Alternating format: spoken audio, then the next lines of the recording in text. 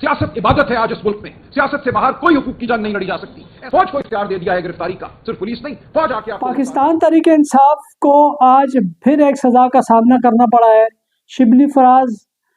उमर यूब और जरताज गुल समेत 196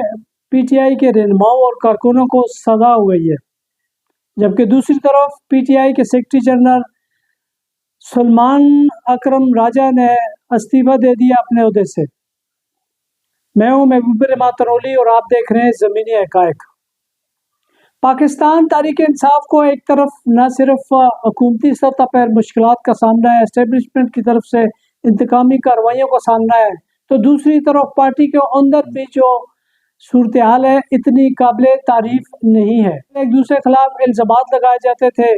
उसमें अभी कमी नहीं आई थी। ग्रुपिंग होना शुरू हो गई, ग्रुपिंग अभी जारी थी। उसके बाद इमरान खान साहब ने जब कॉल दी एक तहरीक की, उस तहरीक को भी मौसर अंदाज में पाया तकमील तक नहीं पहुँचाया जा सका। उस दौरान तकरीबन सारे लीडर्स कंप्रोमाइज नजर आए, कोई फ्रंट लाइन पे आने के लिए तैयार नहीं है। खुद इमरान खान ने इसलिए इस्लामाबाद आने की कॉल नहीं दी थी क्योंकि उससे पहले जो इस्लामाबाद आने के तजर्बात थे, एहतजाज के लिए आने वाले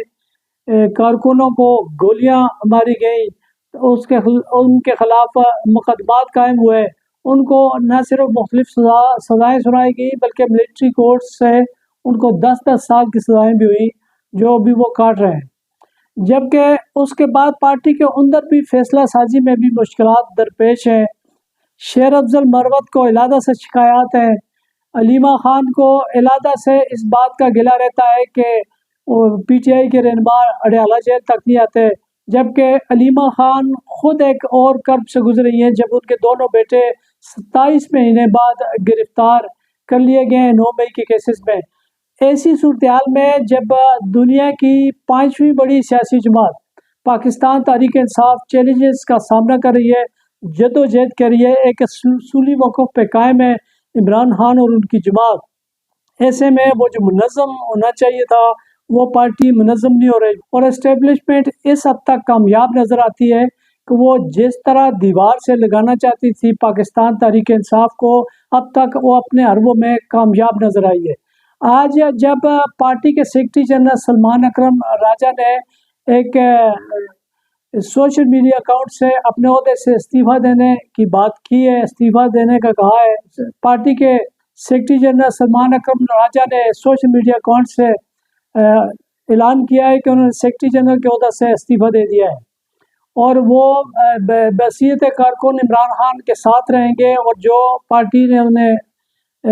पार्टी जैसे फैसला करेगी उसके पीछे चलेंगे, लेकिन वो बतौर सेक्रेटरी जनरल काम जारी नहीं रखना चाह रहे। ये अलग बात है कि सेक्रेटरी जनरल बतौर सेक्रेटरी जनरल वो पार्टी को उस अंदाज में सरगर्म नहीं रख सके, मुनज़्ज़म नहीं रख सके जो करना चाहिए था, लेकिन बसीयत है एक वकील, बसीयत है कि पीटीआई के कारकुन वो बहुत सरगर्म रहे, बहुत एक्टिव रहे और ख़ास कर वो सच्चे लीडर है। इससे पूरी जो लश्कर जिसमें शक किया जाता है कि फ़लाँ भी शायद कंप्रोमाइज़्ड है, फ़लाँ भी कंप्रोमाइज़्ड है, तो सलमान अकरम राजा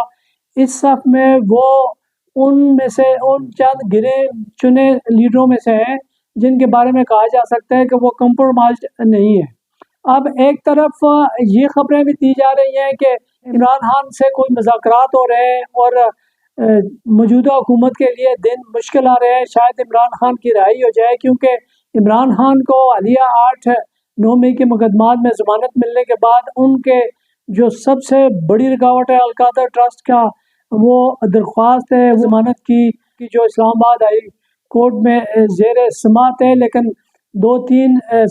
मुख्तसर जमातों के बाद अब गैर मुअय्यना मुद्दत के लिए वो मुलतवी हुई है, अब उसका नंबर नहीं आ रहा और उन्हें ज़मानत मिल जाएगी। उसके बाद तोशा खाना 2 केस है जिसको वो इसी अंदाज से लटका रहे हैं ताकि ये मामला यूं ही लटका रहे। ऐसी सूरत हाल में जब इमरान खान के साथ मुज़ाकरात की बातें भी हो रही हैं, उनके बाहर आने की बातें भी हो रही हैं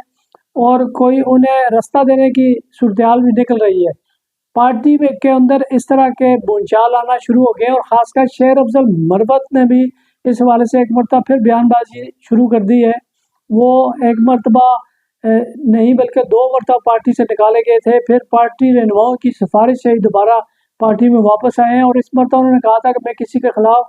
کوئی بیان نہیں دوں گا، لیکن اب وہ تسلسل سے علیمہ خان کے خلاف اس طرح کی باتیں کر رہے ہیں۔ اب تو بلکہ وہ ایک ٹی وی ٹاک شو میں یہ بھی کہہ رہے تھے کہ وہ دیکھیں جی علیمہ خان کے بیٹے اس احتجاج میں موجود تھے، کھڑے تھے، جو جناح اس کے سامنے ہو رہا ہے۔